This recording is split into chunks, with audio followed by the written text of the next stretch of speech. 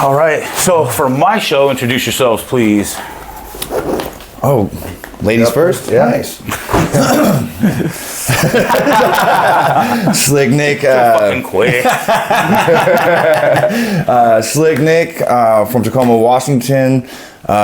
Been involved in combative sports for a long time. I started early on and then kind of had my little hiatus and didn't really go back to it. Just a bunch of hood rat shit. But then about, was it like 2013? In 2013, I believe, I came back to Washington State. Ended up over at Victory Athletics where I met Pat. Now we got our own thing running. We're both involved with team synergy in the competitive aspect and the coaching aspect. And then we started our own, apparel and gear company, which is Karma Combat. So, gotta give ourselves a plug real quick. Fire ass company, love it. Getting started, yep, it's gonna blow up. So we just gotta keep pushing. Yep. Check out karmacombat.com. Yep. Fucking right. I'm Patrick Benson, guys, also known as the Pacific Northwest Bad Boy. I've been fighting for a long ass time. Had my first amateur fight in June of 2011. Started wrestling back in 1998, 1999 as like a 6-year-old for the Yelm Twisters way back when. I've been around. Been grinding, still fighting. Yeah, still out here. Still scrapping. Still scrapping. Just won what? I just beat John Simone at the WFC 175. It was their first fights back at the Queen. We talked about this a couple of times on the show already. The craziest fucking sequence I've probably ever seen. Yeah, it was a bunch wild of my one. team coming up saying the same shit to me. I'm like, I'm telling you, when I was in the corner, it went from oh fuck to oh yeah, fuck. Yeah. Oh shit! Oh shit! Right? It wasn't just you; it was everybody else behind you in the fucking that crowd. It was fucking tense in there when I got up. It was like, oh fuck, you could feel it around the whole because arena. that was a good back and forth. You guys were both tagging each other, yeah. clean. That was a scrap. Fucking dude, you're fucking super sharp. I was like, damn, you look sharp. The first round was close, I went after a guillotine a little too hard and I let my hips get too high, and he got a nice little sweep and controlled a little bit of the wrestling. I don't know exactly how long that was in there. I haven't watched the full fight back. I've only really watched clips of it at this point still. Honestly, I probably should have because it's been 3 weeks, but you'll have that. Yeah, especially off a win. You're like, yeah. Yeah, but it's every time I go back to watch it, I haven't found the quality video from the Queen yet. I'm really wanting the Emerald Queen to hook us up, I know you guys might be watching, so let's get that official fight video, guys, please. I really would like the whole thing. Yeah, well, WFC doesn't have it. It's all the Queen. Oh. WFC doesn't do their own production. Makes sense. So literally like the fight at the Little Creek when I fought Shane White Eagle, there's no solid recording of that. All I have from that fight is cell phone footage from the outside, pictures that were taken by people on the outside. Like, they did not have any solid video of that one. That one's that was a scrap. I hit the nastiest slip, roll, double leg in that fight, and to not have that highlight bothers me so much because that motherfucker cracks. Right? Like, that boy hits hard. Up that production. I know that shit's expensive as fuck, but like you can't not have high level videography and production. Yeah, and like the Alani, they got quality fucking everything of it, right? So it seems like they're just passing that on to the casinos, and I don't know if that's something that's being negotiated by the casinos themselves, like they want to have all the rights to the production of everything, or if it's that basically WFC doesn't want to foot the bill for it, and so they're letting the casinos know like the production of everything is kind of on you. Because there has been different levels of production. I've noticed I fought for them 3 times now, right? Fucking down at the Alani, the one at the Queen, and then the Little Creek in was that 2024? I think it was March of 24. Because that one was on like 2 days notice for the one against White Eagle. I remember, that was nuts. Crazy. That one was wild. That 2 days notice shit's wild, man. It's nice to not have the pressure. Like, it's especially if you're already in shape, because I just had the fight out in Boston for Combat FC, right? Yep. Like literally a month before. So I was in great shape already. And then it was like, I like the matchup. It's a tough fight, but it's like, he's got a good name on him. It's not like I'm just going to fight, a nobody on a couple days' notice. Yeah. He's got a big name in the area. He was the #1 ticket seller for that show, and then on 2 days' notice, I was the #2 ticket seller for the show, which is insane. Yeah, they literally had quite a bit of tickets. They slapped my name against White Eagle, and everyone was like, "Oh, because that's like my backyard. I grew up in Yelm, but like I have so much family in like Lacey, Shelton, around that area. Even Tacoma. That's why the Queen was insane. It was dude, at the Queen it was a trip getting up in the cage, and it was like the first 2 rows, like I'm walking around just like, oh shit, like there's people I didn't even know were coming that are just the first 2 rows is just all them, and I'm just like, oh, this is wild. Especially the first couple rows too. Yeah, like right up front. Bro, I was in the fucking back by like JoJo's aunt or somebody. Still probably a spendy little ticket. Yeah, it was like probably 70 or 80 after the ticket fee. Yeah, you know what I'm saying? And you're not even like... Well, the nice thing though about that was the stadium seating, so it didn't really matter where you were at. I was literally back against the wall. I was very back against the wall. Well, the overhead camera shot was fucking fire, bro. That was so clean. It was a good... I got the picture of JoJo looking up like this. So I do gotta give credit where credit is due to the Emerald Queen for the Queen's venue is killing it on that one. The venue's nice. The production value on the video side of it was nice. Like you know, they were hella cool, and they sent us a ton of photos and stuff like that from the 2 fights because they were the main and the co-main. You know what I mean? So they plugged us with those photos. Nice. And you know, just, hey, just give us, tag us and collab with us. For sure. Like, absolutely. I did a little video after I was leaving, fucking tagged them and did follow. Yeah. Everyone that's on that team over there, man, they're doing a good job. So fucking kudos to them, man, for sure. Actually, trying to get Eddie Blackburn on a Zoom meeting next Sunday. We're seeing who else we can involve, but it'll be my first time doing a Zoom meeting on here. Eddie, promoter for there, so he's been promoting for a long time. I know. He used to have his own I used to fucking spar in his garage, dude. Yeah. Get the fuck beat out of me and hopefully do the same. So many old heads. Him and Brian Johnson had the cage quest going on for a minute. Northwest Fight Challenge kind of stopped for a second. When I used to spar over there, Alan used to fucking still spar there. Rig? Yeah. Oh shit. Imagine him sparring. It's wild. Fucking. I mean, he's still long. Dude, I imagine just fucking some dudes up. Bo's still with us. He's still going to. I think he's over at Ludus now. Oh really? Yeah, he's still messing around over there. I figured almost everybody. I think he was in a lot of my corners when I was doing MMA. No shit. So, man, fuck yeah. Because if he was competing, most of the time. We were so fucking busy competing that like the guys that it's like, all right, cool. No one was left, so it was always James. So shout out to Coach James and shout out to Coach Allen, man, because both those guys were in my corner for a lot of those MMA fights. Fuck yeah. He was there for my first one. Nice. Yeah, gave me a little nudge on another 2. I was on my way out to Yakima, basically like on the way to weigh-ins, like, hey, they need a fighter. Oh shit. Like, hey, don't be a pussy, dude. It's just a fight. I was like, you already fight, bro. And he's like, I don't want to get wrestled. And I'm like, bro, not everyone can wrestle like I do. Like, that's actually not normal, in the sport for someone to just immediately shoot a double leg and stick their knee in your fucking chest and just sit on top of you. Like, it's not that common. Yeah, let me when I was at Victory, like, wrestling was a lot of what we did. Dennis Holman, the way he trained, it's grappling heavy. Our stand-up is to walk forward, parry you down, get to a clinch, slam you on your head, I remember when I fought get to Dylan work. in Muay Thai, he was fucking straightforward. Yeah. Potter? Yeah. I was Cage Quest or Victory Fights 1, King of the Ring, yeah, whatever the fuck it was. I think it was King of the Ring. Yeah. Long time In Lakewood, We go back to the tiger shorts. the thunder panties, dude. Yeah. Oh shit! I gave a bunch of old ladies heart attacks that night. Oh shit! Oh fuck! I was rocking the wrestling shorts the whole night because it was a tag team grappling tournament, right? That's right. And so those were fun. I want to say the finals was me and Wu Johnson, and I want to say it was Cronkite. I think Cronkite was the finals. Nick Wang and Eric Cronkite. Yep. And I bounced to fucking Eric off the ground like a basketball. Oof. those were fun. But those gym shows that we used to host at Victory were no joke. They were fun.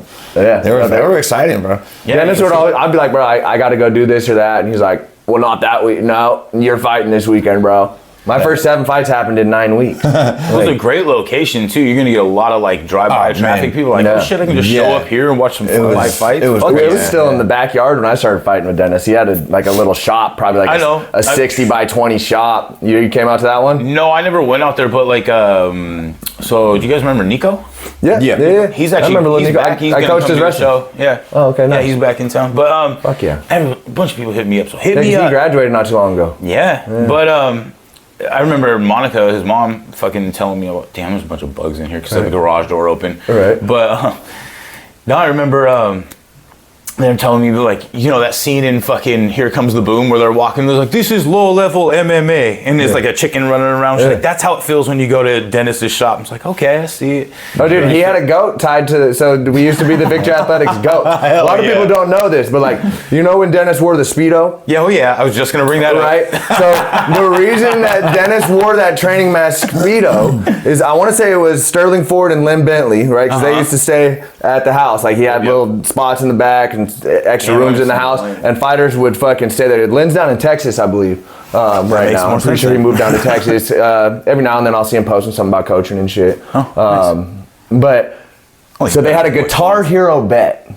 Okay. And if those two lost, from my understanding of it, they basically were gonna have to on video wash the goat butt ass naked. Oh wow! All right. You know, and then Dennis, if he lost, had to wear the Speedo in a UFC fight. And so that's how that all came about, and having Dennis have his fucking shit fall out in the UFC fight. Shit about him doing that. Oh yeah, Dennis, they banned Speedos because of it. They were pissed. They literally banned Speedos because of it. You call infamous.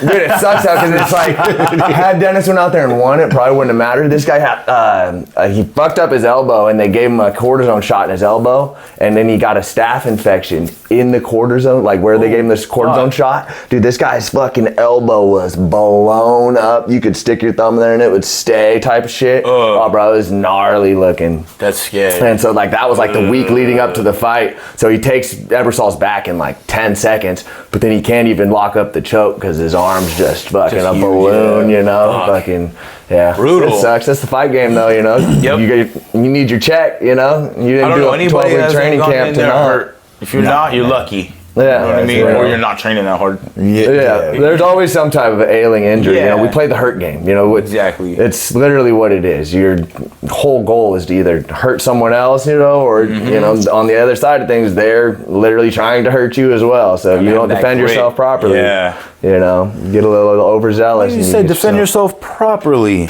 Yeah. You can defend yourself improperly. Hey, you can. We talked about that at the seminars, the Nikki Hemmer seminar. Not this one, but the last one. You're like, dude, don't know how to fucking do Dutch style. And got dropped. Oh, yeah, man, yeah. It's one of those things like, no, it's like blocking is one component of your defense, right? But it's like you gotta know how to absorb appropriately. You know, it's like if you're not absorbing and moving correctly with the shots that are coming at you, man, you're gonna feel the full blunt. Even if you block that shot, you're gonna feel the full blunt force of that. Yep. You know? So, yeah, I hit that one kid so bad he fucking had to leave the mat and go puke. This time, luckily, I got one of our up and coming guys, Nic Merritt, to come out. Yeah. So it was nice to have him in there because I've been teaching him how to hold for me, and if you can hold for me, bro, that's saying something. I know. I wish I fucking made it. I paid for the fucking ticket to go, and fucking some shit went down, but. I know I was supposed to go up there for the All City. Yeah, oh, that's a nice shout card. out to Jason. Yeah, I like that card. All City. Yeah, they're dope. Yeah, Jason's they're killing good people. Yeah, I fuck with Jason. Dude, yeah, for sure. Oh, I can tell you guys are always fucking sharing each other's shit. Yeah. I know. I try to do some of it too. Yeah, our booth that we had for that, he set us up in front of this dope fucking little painting behind us. You know, so it was a nice little I got a picture of the three of us right there in front of it. Yeah, wearing my shitty T-shirt. We gotta talk about that and get some T-shirts. Man. Yeah, we'll be cooking on some shit. You throw the fucking Karma logo on the shirt. Right, throw it there, the center of the neck or something. Yeah, we'll get it cooking. Yep, for sure. That'd be dope. Because I did not like that first one of shirts. Speaking of which, real quick, the homies out of UE want me to do a giveaway, so this will be one of the things given away. Figure out how I'm actually gonna go about it, but they got a dope windbreaker, so I'll be advertising that. Just gonna get up and set it over here at the same time. We're gonna be doing the same thing with one of these Abba Jabba jerseys that I have on. Right here, boom. So, yeah, make sure to like, share, comment, all that. I'm not sure exactly what the rule set's going to be on the giveaway, but we'll have something like that going here soon. We'll figure something out. We'll get something together. I still have to figure out how I'm going to go about the giveaway, too. Yeah. This is episode 9. Yeah. So, you know, just getting you got to get a little better. Figuring it out. Yeah, so we've been in the combat sports game for fucking ever, but this is like a new space that we're learning to operate in. You know, so it's like, But overall, give us a little more time. We're gonna be locked the fuck in, man, and everything and everywhere. I think the whole Pacific Northwest is like on this big upswing right now. Have you noticed that? Well, and it's necessary because we really don't have a whole lot of representation at the higher levels of the game yet. Right. There's American Top Team down in Portland is really them, and then you got Chase Hooper. Out of what is it, CSA or something like that? Jeff Hoagland's gym. Hoagland. That's really the only. Then say what's his other cat, heavyweight. Is it Eli? Elijah Ellison. Coming out of the same gym. Yeah. He just got locked in for something with Contender Series, right? I believe he's on Contender Series. So we are on the up in general as a whole. Yeah, I feel like there's always been more out of like Spokane, Rick Little's little group that he had, Michael Chiesa, Sam Cecilia, those guys. Shit. I know, but bro, I don't really like her much, but Juliana Pena, but to have my only interaction with her was her being hella rude to me when I was trying to ask about some. There was like America Combatis going on down in California, and I was like trying to ask like, hey, is this something that's worth my time to try and go do? And she just was like hella short and dismissive with me for no reason. I was like, all right, whatever. Some people are like that though. And just nose in the air, like, all right, it could have been that. Who knows? But as of right now, that's my only interaction with her. So it's just like, I mean, shit. You can't argue with results, bro. Like Rick. No, that's what I'm saying. Rick Little had you got to give respect to what to do. Four winners on Ultimate Fighter, which is kind of crazy. Like, that's wow. Four winners for Ultimate Fighter out of one gym. That's pretty damn good. He's doing something. Huge, yeah.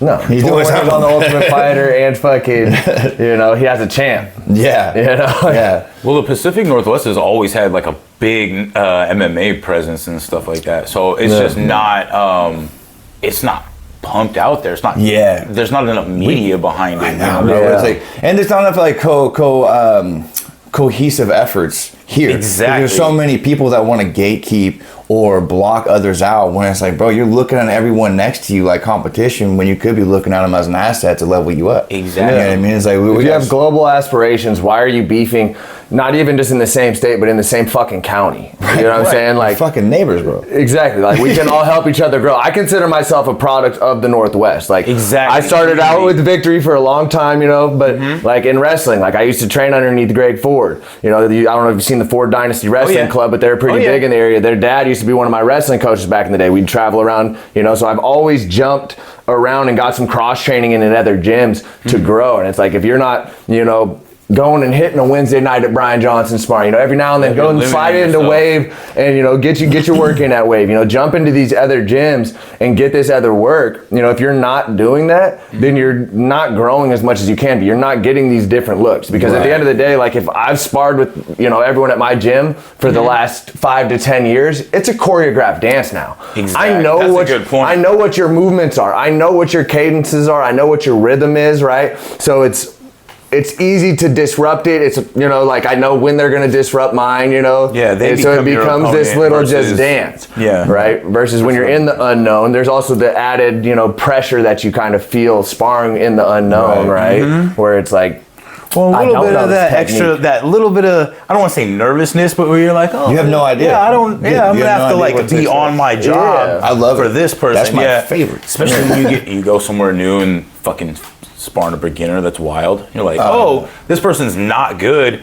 but they're wild, so you gotta fucking watch out for those stupid fucking exactly. That was a shitty shot, but he hit me hard. Motherfucker. Yeah. You're right. Yeah, and just because it comes from a weird angle. Yeah. I think that piece of shit. That pressure's a little bit more fight similar, Yeah. Because you have that unknown aspect of it. Versus like when you're in your own gym in the comfort of your boys, your teammates. Yeah. You're not worried about them hurting you. When there's that unknown aspect, it's like, oh, I need to be on edge. Right. I need to be sharp. I need to be tense right now. I don't know how hard this guy's going to go. I don't know if they're going to be a respectful training partner as we spar right now. They might literally have bad intentions right here in the gym. There might be some beef that they have with a teammate of mine, and they're affiliating me with them now because of the way that person runs their mouth. And now fucking I'm just chilling and getting fucking pieced in and around, I thought was cool. Right. And it's like, oh no, we're fighting right now. Oh, Like, it's a fight today. yeah. Shit, cool. Like, shit. All right. Yeah, when you remove that the component of familiarity, Yep. you know, it's the closest thing that you're gonna get to the added pressure of competition. You know, I would say like I've been cross training for years as well. You know, there's a lot of teams that I've cross trained with over the years where like that was a crucial part of my overall game, because now I got to see, it's like what you're saying on the flip side of it is like, yeah, all of my teammates are very much aware of everything that I've been working on in the gym, so they're going to be aware to stop it. Yeah. Now, as soon as you remove yourself from that facility and you go to a new facility to get some work in, now the floodgates just opened up. Yeah. You can apply all these new concepts, the new tactics, new strategies, and just see how they work in execution, right? Yep. Because there's a difference between theory and applied science. Exactly. Right. So in theory, you can develop all these concepts, tactics, and strategies as much as you want, but until you go and apply it, like you're never gonna know what's actually going to work. Right, but so when you go and you get this working in other facilities, bro, that's when you get to see like, oh, okay, this actually works in execution. Yeah. Now I can actually, have the comfort and confidence to apply this in a competition space. Exactly. You know what I mean? So I've to test your bag of tricks. Right. Exactly. Yeah. Exactly. I'm always on some slick shit, bro. Oh yeah. Hey, slick Nick. I'm always slick on Nick it. for no reason. I'm always on some fucking creative shit. Come Bro, on, that March. Well, never mind. I'm not gonna say. But for that point, places where I go where I don't know, or if I'm feeling that way in the gym, the elbow pads come on for a reason. Right. So I'm like this. Okay. Anything that gets a little fuzzy, a little hairy, I got these buddies for you. Yeah. That's just kind of my go-to. Oh yeah, bro. We've been fucking working. I was watching your video. Trying to get back in there. I saw you fucking winging. You're looking sharp in that little clip. Man. Trying to get moving again. Yeah, it's been about 7 years since I've done MMA. Okay, damn. Just about, because I had things set in motion, and then the whole world fucking, grew a vagina over cooties, and then Happens. that shit shut down, and then I had my kids. You know what I mean? So it was like I had the first kid that was, she's 6.5. She'll be 7 in December. So, basically along the timelines of like COVID and having kids, and then starting a new business and running my business, because I had like my painting business and all that before we were doing this, and then just doing all that stuff, and then obviously my focus and efforts were put into those things. But now that I'm in a position where I'm in the gym every single fucking day, I'm building everyone up that are new to the sport. I got, a lot of OGs from Synergy. I got Pat, I got Mondo, Jojo, Cam, even Steven Peterson is still in with us, teaching the jiu-jitsu side of things. So we got like a good group of dudes that kept me sharp before, which, kind of gives me that confidence. Like, okay, if I got all these guys in here, and Dakota, can't forget Dakota. Yes, but the bully himself. The bully, dude. Yeah, but I got the group of guys that kept me sharp before, and the guys that gave me the nudge to do MMA. So it's like having that group again around, consistently around again, inspires me to want to kind of fucking hop back in there. And I see the guys like Pat. Cam just made his return back to MMA. JoJo's still scrapping in MMA. Dude, fucking he looks super. Bro, that was a clinic on a basic 1-2. Ba ba ba ba, just dropping fucking throw, back, boom boom, just go, come on boy, let's go. But having those dudes in the room again, and then having all these like newer guys, is like there's two things that are going through my mind. One is like, okay, I now have the confidence that I have the right people behind me to get me sharp enough to compete at a high level of MMA again. And two, I need to show these younger guys how to actually conduct themselves and how to fucking do this shit right. Right. Because there's a big gap. There's a whole lot of fuck assery going on that I don't fuck with. Seeing the same bro. thing. So I'm like hitting pads for like 2-3 rounds with Crew Jones, and they're like, our fighters are like taking notes. I'm like, and they're like, okay, so. But then you see them make small adjustments based on that. But a one-off here or there is not enough. So it's watching you go through a fight camp. Right, leading by example, bro. Exactly. You know what I mean? It's like I'm 35. I don't anticipate a fucking super long run, but I think I can have a good couple years probably of fucking smashing some dudes out. I just turned 40, or I'm about, actually he's about 40 and a half now. I'm 40 and a half. When you're a little kid, you say I'm 5 and a half. No, so yeah, I'm probably not jumping back in there at all. I don't want to. My headaches, man. Fuck that. That's fair, But God, that fucking fire always burns. Yeah, it's always there. I mean, once it's in you, bro, this is the thing. A lot with the younger generation, back to that, bro, a lot of these dudes act a certain way. It's a portrayal of something. Yeah. They treat it like cosplay. What they don't understand They is wear the uniform. Right, bro. And it's like the guys that are actually cut from this shit, and like, bro, this shit's in us, not on us, bro. We can't just take this shirt off and pretend like Fight's it's not always there, there. bro. It's here all the time. And you don't understand the wrong way. Like, Right. we could fight right here. Right, it's like you don't understand. It's a moment's notice, bro. Like, how many fight cards did we show up to? Like, oh, this guy fucking didn't show up. He needs an opponent. Oh yeah, I'll fill in. That's the old. You hear me say it time and again. Stay ready, so you don't have to get ready. Facts, bro. Fucking Dude, Dennis would just put us in fights fucking tonight. Hey, go.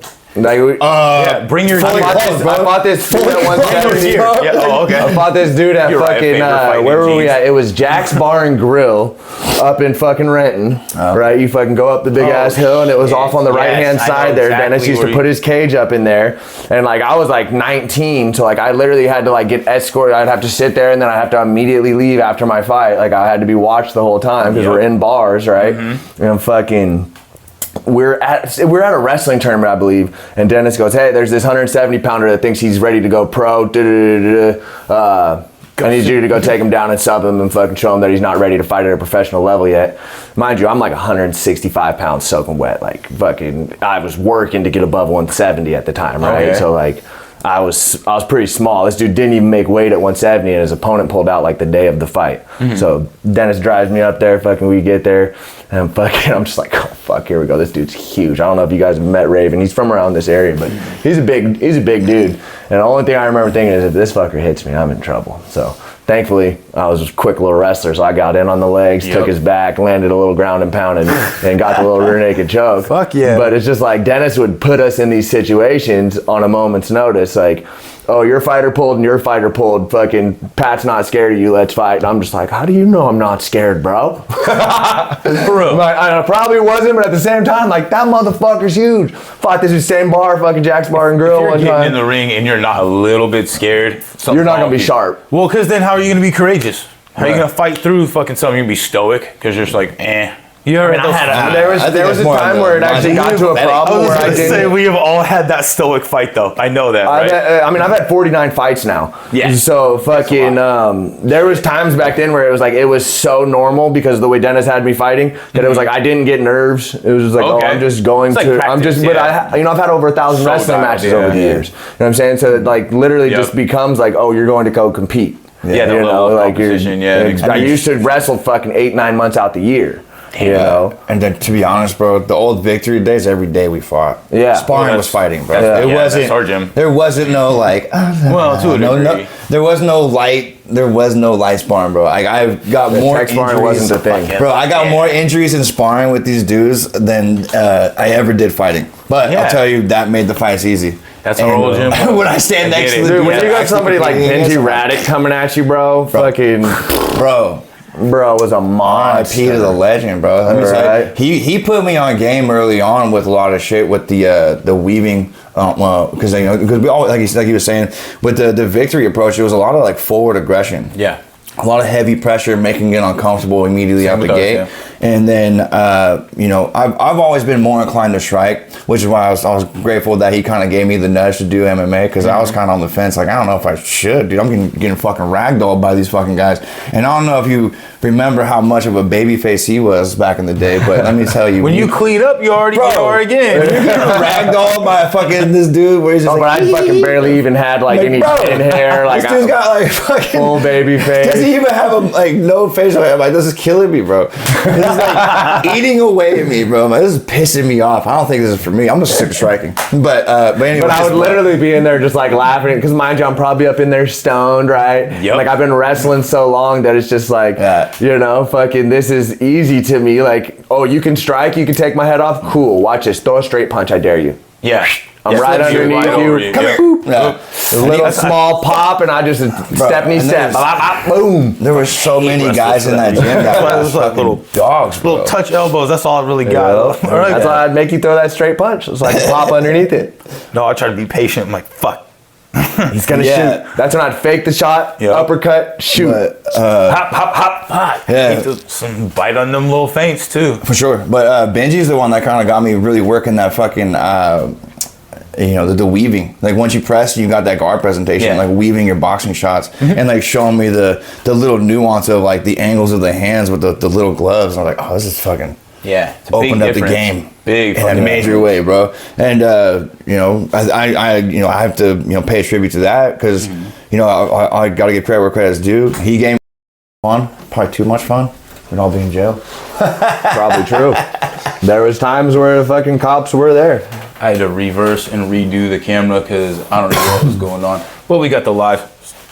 Yeah, we good. We lost you guys for a little bit, but we back. I don't give We a back. fuck. It's all right. This shit happens all the time. I'm just waiting to get a different dedicated device to start doing this, but I started looking in. This shit ain't cheap, man. Nah, it adds up quick, but shit, bro. Honestly, like I said, like if we want to help push you, you want to help push us. Like what we're saying, like we come in together and start making some shit happen, bro. Because like we talked about making a podcast, you know what I mean? So like we can coordinate on some shit and go in on it and actually get it popping. We should. We'll talk more off camera about that. Specifics. For sure. Fucking Yeah. right, we will do something like that. Well, what I really like, again, saying just getting more people in a long form, sit down conversation to be able to tell their side of stuff. You know what I mean? Like we all listen to fucking Joe Rogan do that with all his buddies. Why can't we just do our own version of that? Yeah. So No reason we can't. Yeah, Obviously, we're sitting right here doing it now. I keep my shit low red and gritty for a reason. Yeah, I can't wait to actually get home, start resetting up the fucking kill box, shop, bro. yeah, the kill box. That shit looks clean, Bro, we Yeah. had some good I sessions love that. in there. Yeah, fuck. The house fire last September fucking that sucked. Yeah. Well, you just showed me your other gym. I thought that's what you were talking about. What I showed you is, Yeah, so yeah. I have a detached shop at my house. Uh-huh. So the kill box is still all fine. I just had the roof burn of my house. Right. Right. And so fucking, the amount of water damage from them putting the fire out made it to where it was a total fucking loss. Basically, they had to fucking gut my entire house. Right now they finally just started working this week. It was 8 months. So they fucking replaced the rafters. Fucking, there's been a lot of work finally right happening. behind me. Yeah, dude, it's fucking a trip. Interior Me and fire. the wife literally sat in the backyard in a couple chairs watching the firefighters fucking just bust through the walls, fucking 4 fire truck hoses in the house, all the sprinklers going off, and we just kind of had to just sit there and we got all the animals, everybody out, everybody was fine, we get everybody outside, and then it was like, there's nothing we can do but just sit here and watch our fucking house burn. Like, it was a trip. It was a fucking trip. But I mean, a blessing in disguise because at this point now, I'm literally getting to remodel my entire house. That's like some rich people shit that, people like me don't get to experience that. You know what I'm saying? Like, Right. I come from just a hardworking fucking, my dad's been a glazer my whole life, he fucking does construction. My mom fucking's like an accountant for the state, fucking, we grew up in a single wide mobile home, you know what I'm saying? Like, fucking, we didn't come from much, we fucking have had to work hard to fucking build it and, get after it. I did commercial glass myself for a decade. Okay. I haven't worked since October. My wife hit B in December at the port as a longshoreman. Again, congrats on all that. That's dope. Shit's wild. But yeah, it's a I trip remember you to telling remodel me the house. about that. You were like, bro, she's fucking in the lot. It was like right before it happened, but it was like, your energy was like so high off that shit. Dude. It was like, can't not be happy about that. You're right? Yeah, dude. I mean, she's fucking solid. The fact that she's giving me the opportunity to go chase my dreams and kind of stepping up to help out on the financial side so that I can afford to do it, That's a real part. I mean, I would say fucking kudos to her and on another ways too, because she's been actually pretty fucking helpful as far as like getting some things running for the company with us, like the little displays and stuff, like the little things. You run the booth, the little things with the booth and stuff like that, bro. Like all that little stuff, like it's actually been quite helpful. It's been nice. So it's like she's an artist or something, She gets fucking she'd be out here flexing on me about it. Shit. But that's dope. That's good that you got a partner like that that's really willing to Yeah, like not only help you out and let you do your thing, but like be involved as well. Yeah. No, it's definitely dope. And I mean, having your partner fucking too, like helps you like lock in on the other aspects of life. I feel like, you know, when I was single running around, like, you know, that side of me fucking would take up a lot of time, you know. Getting full off candy. Yeah, whatever it might be, you know, you're fucking out there being a fucking delinquent every weekend, you know, trying to find somebody. And it's like, now that I fucking have my wife and shit, like I don't even really like going out and partying that often, you know. It's just like that's why I look at like the younger generation, like 25, they're all on them apps and shit. I'm like, bro, fuck that. Nah, fuck you. It's exhausting. Like, I can't imagine. What are you looking for? Everybody wants that fucking real person, you know? Yeah, like the stability, bro, is way better than the chaos. Yeah, that's for sure. I mean, it's helped me, I think, as an athlete and as just a person in general, you know. So you have someone that'll keep you in check, you know, like having a partner that you respect fucking can really help you grow as a fucking person. You ever look at like the big examples of what not to do in that situation, like the Mike Tyson's? He's out chasing, getting the wrong people, fucking up left and right because of all that shit.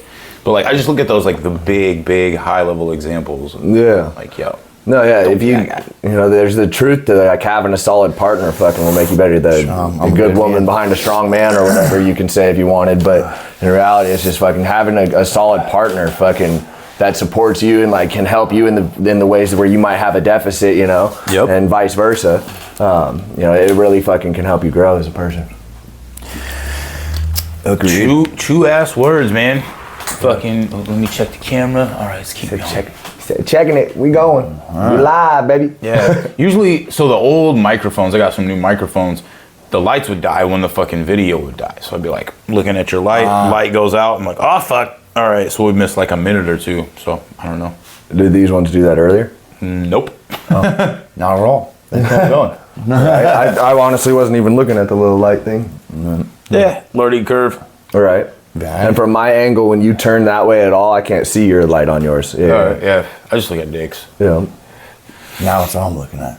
Hyper focus now, baby. Shouldn't take that LSD before you got here. Shit. Gotta take out too much. We might. Sure you want to hit this one more time? That's what happens when you got the nice little pad holder. You fucking gotta go take advantage of that shit. Yeah. This guy's willing to take the abuse? What? Yeah. Oh, I know. I'm that guy at the gym. Every time I fucking have caught him with a couple elbows now. One of them cut him, and then we were fucking warming up for my last fight, and fucking in the back, and it was just like I was flowing, and I cracked him with luckily he was smart, he put headgear on, and I think that's what probably allowed me the freedom to really feel like I could like throw it at the fucking pads a little harder, but because of the fucking movement, it would just, boom! Bro. If I didn't have that headgear on, I would have been taking a nap. Bro, Juan caught me. I think it was an elbow. Same thing though. Elbow, boom, and I'm like, I don't remember if I fell down, but I think I did. I think it hit the ground. I was just like, okay, Crew Jones, you got to take over the rest of the round. Yeah. But yeah, it was rough. But same thing, flowing like how Darren used to flow. Yeah. Pop, pop, pop, pop, like nonstop. Fuck. Yeah. Darren was a little fucking buzzsaw going through that shit too. Oh, hell yeah, bro. Tasmanian devil, bro. Yeah, we were flowing with that little march back at, in our little room. Because the Queen hooked it up, bro. I had my own little private room. I let fucking JoJo and Dylan come hang out with me, obviously because they're teammates. Shit. They tried having JoJo in the other corner and shit. Yeah, what the fuck? But they hooked me up in my own fucking room, fucking all emptied out, so that way there was space for fucking us to warm up and shit. Bro, that was sick. Had my own shower, like a bathroom with the shower. That was just for my fucking I was like, oh, they're treating me right. Like, this is dope. It's dope because they're gonna have that kind of, because they're gonna have all kinds of shows for that venue. So it's dope that they're gonna have like legit dressing rooms. Yeah, for sure. Well, because fighters don't get that kind of treatment. Like, I definitely got main event treatment on that one. That was sick. Well, you got high level main event. Yeah. Think about like amateur events or even pro-ams. Like we had the pro-am last night. It was the dope shows at the Tacoma Convention Center. Yeah. Muay, yeah. And but it was in the back room. It was a fucking concrete floor, fucking throwing kicks and stuff like that.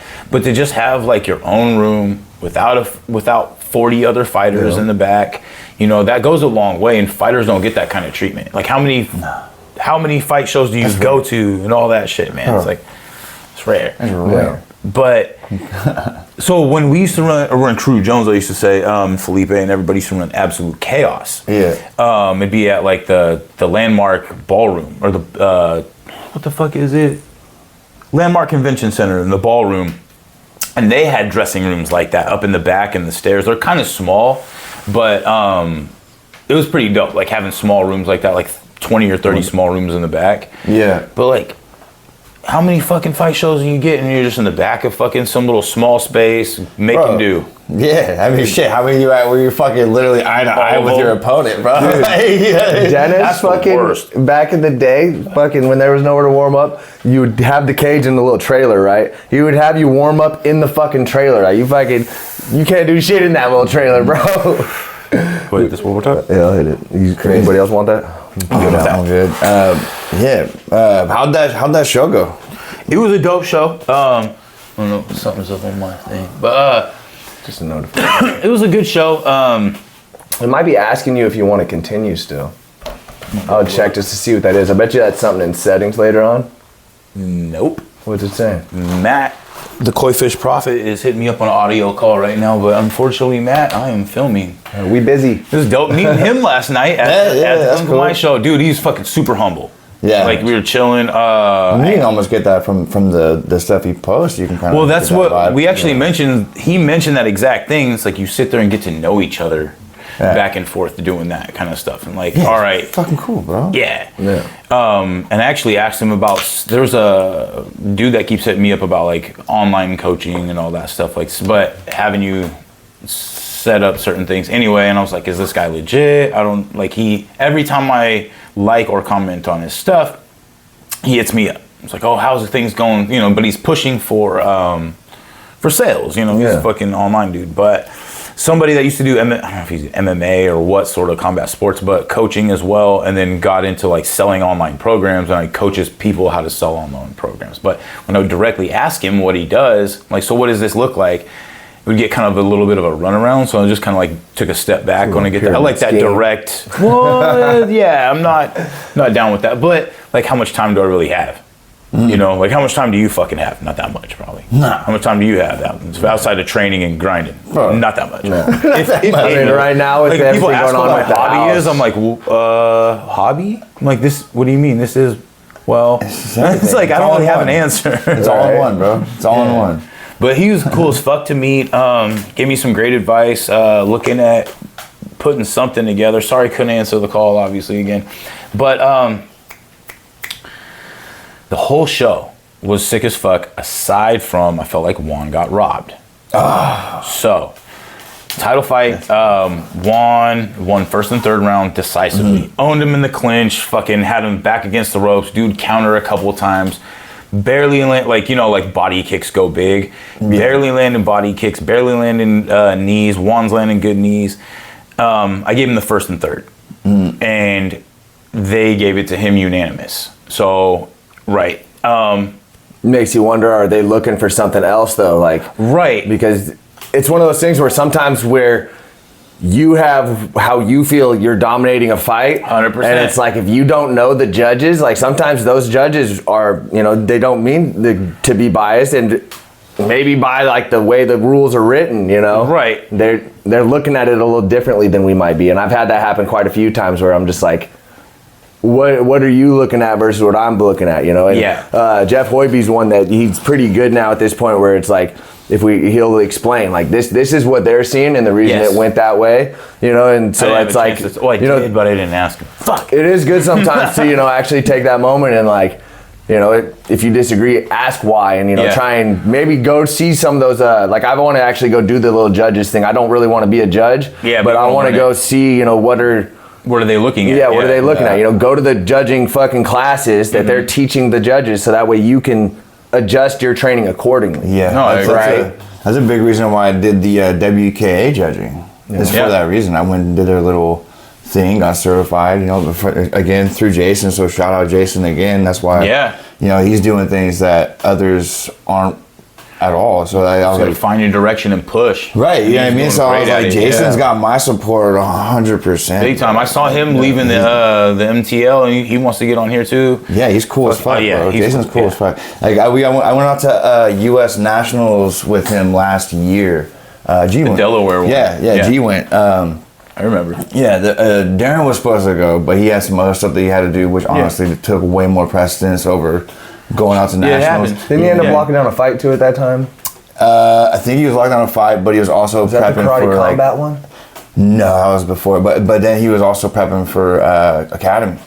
You know what I mean? So I was like, bro, you really got to do what's best for you. Yeah, that's like life shit, so not tournament that's shit. for sure. Yeah, dude, like the tournaments, bro. They're annual, brother. You can go anytime. Logic, you know. There's a different promotion that's also doing it fucking, a month from now. Darren's cool as fuck. He's got my full support, dude.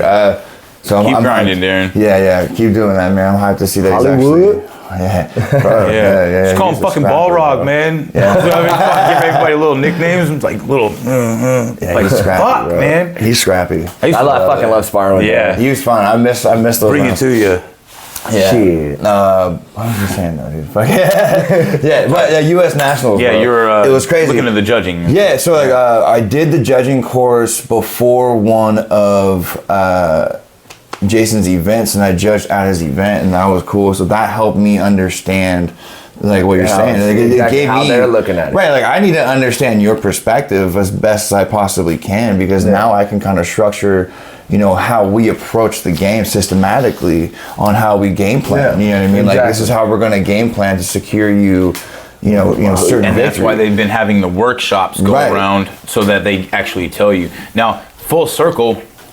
Waiting for Crew Jones to reach out to Sarab on. If those of you guys don't know, is Crew Brian Jones Jr. Been in the fight game for a long time. If you don't know who he is, look him up. He's our Brian Popejoy, high quality. He just wants nothing to do with social media, really. Yeah. And he's just one of them old school guys. It's like, yeah, you go ahead and do social media. I'll get him on here at one point, but he doesn't give a fuck about that. Cool, dude. But no, he's gonna reach out to Sarab and just be like, so what are we looking at? What was this?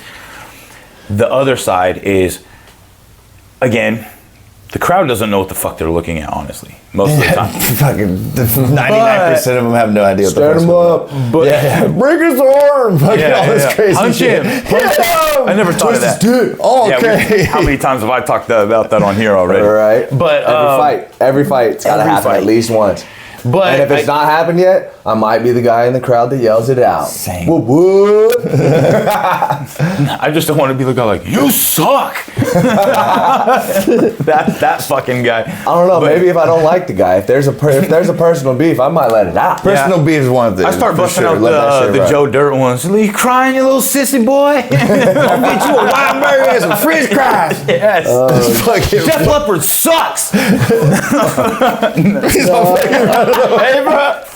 He's fucking bullying shit. But but the crowd, like, everybody like that knows a little bit about Muay Thai was like, why didn't Juan win? And I was like, doing the same thing. It's like, well, I agree, but it's you leave it what to I say the judges. Thank you. Don't leave it in the judges' hands. No. But it's a Kung Mai show, and you want to see again what they're looking at specifically because I mean, you're there for the rules meeting and shit, but they're not breaking down the way. I don't know if you've been to like I know you have, but the old school soccer center shows where they sit down, they're like, this is what we're looking for. We're looking for high level technique. Right. Just because you're landing a couple extra body kicks, if they're shit body kicks and you have shit technique, this is a Muay Thai show. Yeah. I remember I did Friday Night Fights. Is at the Fisher Pavilion in Seattle.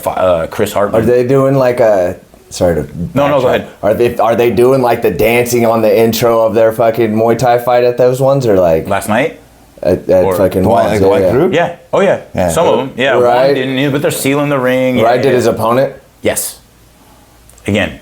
That's You know what what I'm saying? Like, They're putting on the show. They're doing all the things to already sway the judges in their direction because it's a traditional event, right? So it's like you have to cater to that a little bit. From the start to the end, yep. Yeah. That's that is a fucking great point, Pat. You know, because it's not just the fight, you know? Because you seal the ring, doesn't mean that you didn't do his full white crew Ramui. Yeah, pay full respect to the fucking shit, you know, because, you know, I grew up in fighting, right? Yeah. Like, I didn't really consider myself a martial artist. I still don't necessarily consider myself a martial artist. I consider myself a fighter, right? I grew up wrestling, like competing, right? The competition levels was separate. Yeah, like, you know, and like I think I'll do jiu-jitsu forever. You know, I think that I'll probably do at least some pads with somebody forever. You know, I don't know that I'll hold pads very much over the years. Fight after this, But you know what I'm saying? Like, I'll probably hit pads. I don't want to ever stop to stay in shape. You know, and it's one of those things where it's like, back in like 2020, like I had like some bad depression. Fucking, I didn't know how I was still going to be attached to this sport, what my role in it could be. You know, I was just kind of like, felt like it's just like all over, you know, fucking, I was like, I don't even want to be around it, you know, it just made me sick to fucking, to like find myself attached to it, right? I was just like, I'm retired, I'm fucking done, you know, was drinking a lot, you know. Sport, but denying that you love it and want to be you know what I'm saying? I don't even love you. Yeah. Exactly, you know, well, that's how I got into the sport. Right, so like, I don't want to do that. Yeah, finding a way to like still be involved in the sport and like think about what could be after it, you know, makes it to where it's like I'm able to live a little bit more free in my fight, because like I'm still going to be attached to this one way or another, whether it's selling my shit. Karma Combat Fighting Championships, August 23rd. We're going to have our first event. Right there. Yep, August 23rd. Fucking, we're going to host our first event at Fitness Quest in Auburn. So sick. The koi fish belt's going to be dope. We're still trying to lock down some fights, you know. So gyms, fucking coaches, you know, fucking send us your fighters. Let's get some fights locked down as soon as we can. You know, we're going to have some dope food vendors out back, you know, a little bar going on there. Bro, you guys got a dope network. So it's going to be a fucking sick show. But we're working, bro. We're grinding. Yeah, we're working on having our first event streamed, you know, so like obviously there's small capacity, so, you know, get your tickets. Fucking hook it up on the ring announcer or interview bro, spot. I definitely want to get you involved, bro. Like, I want to get I'm trying to do something for the right? Yeah, that'd be awesome. Yeah, 100% we want you in there. Yeah, so I'm really looking forward to that. Something like Nick Tarabocha versus Olaf rematch could be sick for a belt. You know, that was a solid fight the first time around. It was a pretty good sized step up in competition for Nick. And I felt like he performed really well in that fight. It was a close fight. So, you know, I'd love to see them run that one back. I would as a fan, you know what I'm saying? Not even just as like a coach wanting to get a dub back, but like as a fan, that was a fun fight. So, you know, you put a little koi fish belt on the line, we might be able to entice Olaf to get that, to run that one back. Yeah, but I'm super proud of Nick, dude. He's very coachable. His work ethic too, bro, you know. It's one of those things you just have to respect and like love as a coach. Yeah, dude. He's super humble, dude. He's athletic. He's you know, super chill, very coachable, eager to learn, hungry for the sport. You know what I mean? It's like, bro, like we only had him for like 6 months, and previously he was over at Ludasport for a few months, and but they were predominantly grappling. So he did a lot of like no-gi stuff over there. And then when he came over to spar one day, I fucking kind of, you know, he said he had a fight in 2 weeks, so I tested him a little bit. You know, I said, bro, I know. Okay, for sure. Yeah, let's find out. Yeah. Are you ready for a fight? So I had to test him a little bit. You know what I mean? So I definitely put a pressure, pace, and volume on him that was definitely a lot to process, definitely overwhelmed him. But he took that, and that lit a fire. You know what I'm saying? We're like, so I was like, already I'm a fan because I don't see that often enough. I see these guys run their fucking mouth about, I know. And then as soon as you're like, okay, then, all right, cool, I'm gonna give you a little bit more.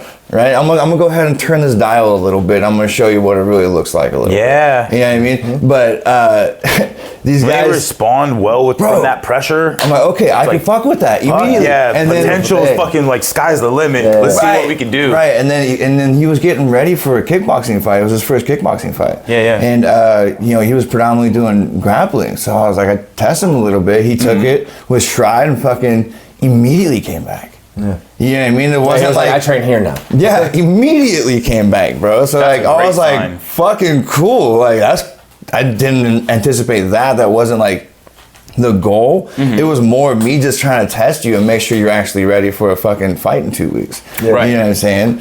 And it was right when I was about to go on paternity leave because I was having where Nicole was about to have our son. You know what I mean? So like he comes back and I'm like, bro, well, I'm gonna fucking pour into you as much as I can before this kid comes, but I'm not gonna be able to be there to corner. And then Pat cornered him for that fight, but I fucking poured into that kid, dude. Like just fucking, I'm just like waterboarding him with fucking information, bro. Like this is like just making him work. See what sticks. Yeah, and like okay, cool. This is how we can work with what you got. You know, like let's layer it like this right now to see. How well you process this little piece and how you execute this piece. You know what I mean? I just need to see you perform a couple of times before we can really like walk in on some shit. So, started coaching him, and then he was driving all the way from Fredericton to my house, and then from Fredericton back to the gym. So that was a lot of travel time, bro. And we had a guest room at the house that's not really in use because we have a newborn. He sleeps in a crib in our room right now, right? And then the two girls have their own rooms. But you know, I was like, bro, how about you just stay here for the duration of your camp, so you're not driving back and forth all over the fucking place. Old school style. I love that. So I brought him in, and then. Because now obviously I got the space in the garage. I could turn the whole garage into a fucking gym, dude. We get working there, bro. Yeah, we get after fire, it. So you know, the whole garage is fucking kitted out, and I have all the stuff that he needs to train. Thing keeps flashing the light. See that? I do see that. I was wondering if it's just because of the notifications or what was happening. No. But got a ghost in here, bro. The camera's catching the ghost. I'm gonna fuck with it. Yeah, I can't wait to get back into my house so I can get him there too. Oh, it's just because being in Fredericton, it's literally right down the road. Yeah. Well, he moved into the guest room. So full time. Yeah. So like, so check it out. So like, I had him there for the camp. Darko was supposed to come and stay with us, but then he changed his mind right before he got here, and was staying with this kid Victor that I used to train over at the place that shall not be named. But yeah, when I was coaching him there before we left. But we so I had him saved for that you can name it. I'm just the one that's not talking shit. So like we I don't even want to get Go ahead. Can of worms, bro. There's a little too much negativity there. We're actually not out of my life. But so I had him there, and then he was about to bounce, and when Darko was coming, Darko said he got a different place, and I was like, okay, cool, it's closer to school for you, like all that. So I was like, yeah, cool, dude, you can just fucking stay here full time and train while you're competing, and fucking I'll make sure you're getting your work in. Plus, like, now I can train you to hold for me, which is also going to benefit me. I love that, yeah. Like, I'm going to start getting ready. Like, the more I have him available and the more I get him brought up to speed, like, now I can get extra reps in so I can actually compete one more time. You know what I mean? So I'm super stoked on that too, right? So that kid's a fucking sponge, bro. And that's so every one of his fights, he's punched up, and I've not put him against anybody of similar timeline experience-wise. Yeah. Okay. Everyone he's gone against is very much supposed to be the better fighters. You know what I mean? So always fought as the underdog, bro. Except for like 100%. We punch up, bro. I prefer being an underdog. I don't like being told I'm supposed to win a fight. That shit gets me fucking. If I'm supposed to win a fight, it's like that's weird. Well, do you ever feel like you underperform and undertrain when I feel like I'm supposed? Because I always feel like I need to rise up to the level of competition. If I'm not rising up to that, then I don't know. I don't want to. I don't want an easy fight either. Yeah, I think like it creates complacency when you're constantly the favorite. So then you believe it, right? And if you can't continue to work as hard as when you're the underdog, that's when like it's supposed to basically be over. Yeah, because you're trying unless to break you can find that hunger again. Right. I feel like I reached a point for a minute where it was like I was supposed to win fights, and it's like all the fights that I went into with the mindset of like, I'm supposed to go ragdoll this guy and finish him in 45 seconds so that way I can get to where I know I'm supposed to be. Right? Like I'm supposed to be competing, you know what I mean? Like I had that mentality of like, nah, fuck that. I'm up here and you know, I need to go prove that. And like when you constantly have that like need to prove yourself and like really like feel like you have to put a quick stamp on it and then now you don't. Right, they survive that initial fucking just you know, you go in that immediate sprint, right? Like I used to start all my fights like basically full sprint. Dennis Hallman. Exactly. Yep. You know, so I would literally try and just full Dylan came out at me. you. I was like, oh, we train. This is all we train for. We're like. I got so used to just finishing everyone that match because like I've been to a decision twice. Okay. Well, right? damn. You know, like That's I'd kill or be killed. I love it. I've been to the third round twice. You know what I'm saying? Like that's tough. 3 times. There was one amateur fight I forgot. So 3 times I've been. Oh, 3 times. All right. Fucking in 49 fights. You know what I'm saying? So it's My bad. Yeah. You know, like, fucking. It's literally 49 fights. Yeah. So it's one of those things where it's like when it's kill or be killed. Sometimes that means fucking I met that resistance and fucking crashed. Right, like fucking go from whooping their ass to just fucking falling apart, right? Because like it's not going the way my mental prepared for, right? So it's like once I started having fights where it's like you're supposed to lose, it would like get me up, get me working harder. Yeah. And then like in the fight, it would get tough and it'd be like you knew this was gonna happen. Yes. Right? You knew this was gonna get tough. Let's go. Right. So it's like when you prepare yourself mentally for I know it's gonna get tough, but I'm gonna fucking work through that. Like in wrestling, I was never supposed to be the most technical wrestler, but I was always the meanest kid on the mat and the hungriest kid on the mat, right? And so like, it always would put me on the podium, right? Just because I came there fucking, oh yeah, you're supposed to lose. Like I had coaches that would, like Rob Kinder and my dad used to always say fucking, oh, this kid's a national champ. This kid's a national champ. Yeah. And like so fucking, you're fighting in the mental you'd go space, out there and it would be, it's not a fucking national champ. And it's never a national champ, right? And then one day we're down at Reno Worlds and they're like, hey, this kid's a national champ. I'm like, yeah, whatever. Like I've heard this Walked out there, snapped him down, he popped up, ripped him in the head and arm, stuck him like 12 seconds, right? And I fucking turned around and fucking this time my dad and fucking Rob were both just like, jaw dropped. No, he really is what the fuck? And I'm just like, yeah, whatever, dude. And they're like, no, dude, he just won Tulsa, Oklahoma. I'm just like, yeah, whatever, dude. Fucking, and so it was just like you rise to that level because you're just like, I don't care who you are, you're a person, I'm a person, I can compete, let's go. You know, so it's like when you fucking can detach, oh, this is their fucking, you know, level of fucking accomplishments, cool.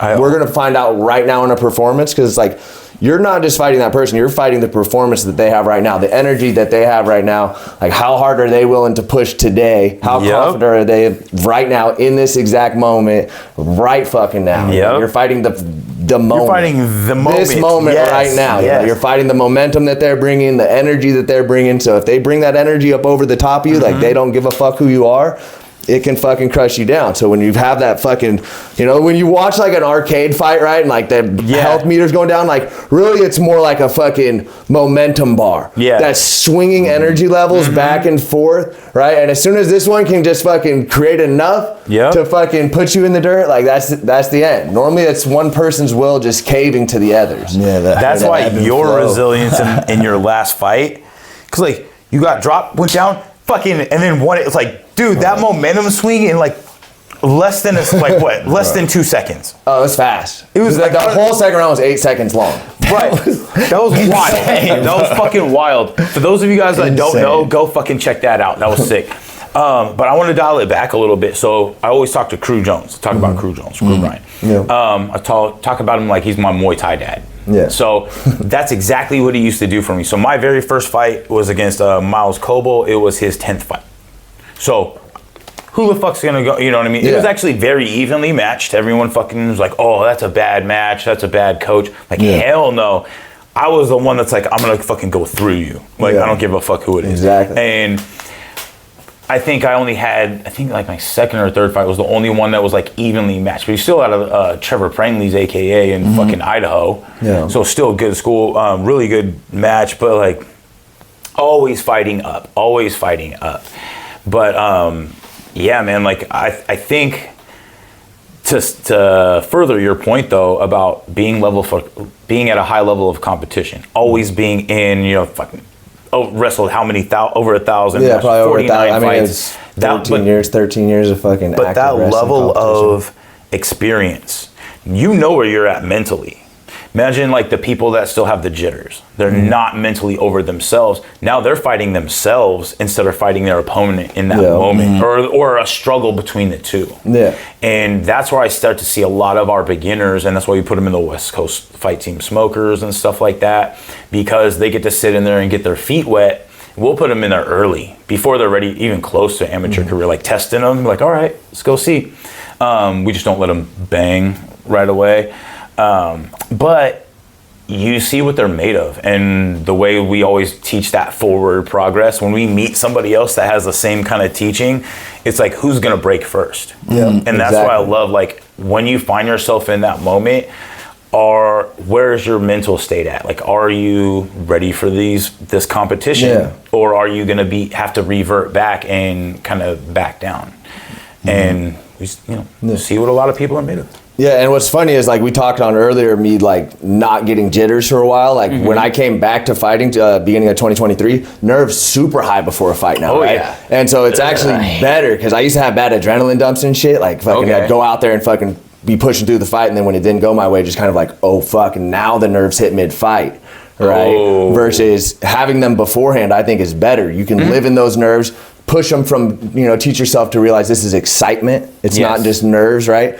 Like this, it's not a scared nerves, it's excited nerves. We're about to go do something fucking crazy that most of the fucking population will never understand. Yeah. Right? So that primal shit. Yeah. So fucking now the nerves I fucking feed on and find them to be one of the most important things for the fucking fight. So ask G. G can tell you. So my pre-fight, before they go out, I do the custom model thing about fire. You guys know that one? So right before they go out, I'm like, all right, if you're nervous, your nerves are like a fire. You can fuel, or it can burn your house down, unfortunately. Unfortunately. Might have been 8 months ago, but it's still too soon. I'm sorry. That's why I was like, fuck. As I'm saying it, I'm like, fuck. But it can burn your house down, or it can cook your food. Let your nerves make you fast, make you reactive, make you see things you might not. Let that primal energy kind of take over while you're in that fight. Yeah. And so, especially when I see them get nervous, like Darko used to, like, one of his first couple of fights, you could just see it just fucking take over. And he's the first fight, and we're waiting. So I'm like, we're getting on the pads. And I'd start talking to him like this as we're going through the pads, but also getting them moving, so that they're not overwhelmed here, their body's going. Yeah. So stimulate them differently than letting themselves just cook. Yeah. And fucking and I do like the same kind of thing where I'm taping the hands. So, because you can sit there, it's the downtime. You're not really able to move, focus on what's going on. So unless you're in the head with the headphones, I sit there and give those little talks that I have too. But trying to prime them so that the nerves, they know what to do with the nerves. Yeah. Use them instead of fucking let them use you. Yes, exactly. You don't burn yourself down. Yeah. So, but yeah, that's just kind of my little extra point, because like that was a great point, man. Yeah. And you guys have a great fight team, so you're putting it together hard. Nice, man. Synergy's been around. Yeah. It's the culmination of the work we've done before. Like back when we had our because we used to train on a South Sound, so like our days were split, right? So it was like Monday, Wednesday, Team Synergy was practice, and then Tuesday, Thursday, it was like Team South Sound. I used to wonder how that would work, because I would see the split. Yeah, so it was like Monday, Wednesday, MMA, Tuesday, Thursday, Konkamai, right? So like that, and then Friday was Fist Fight Friday, still going strong. Back in the day, that was. I've gone over there a handful of times. I felt like Tuesday, Thursday was always Fist Fight as well. I don't go over as a coach now. I don't go to other gyms to spar anymore. But I'll invite them over to our gym though, if you guys want to come by. But no, I'd come by. Yeah, for sure. It's just different. Like a coach to coach thing is different, but like, as a coach, I'm not gonna show up to somebody else's gym and spar them, because then if you do well, you're a coach beating their dudes up. Or, it's not. It really just depends upon how you're viewed. Because if you don't show up there, like trying to coach everyone and like be disrespectful about it. I don't feel like it's looked at that way, you know? That's a good point.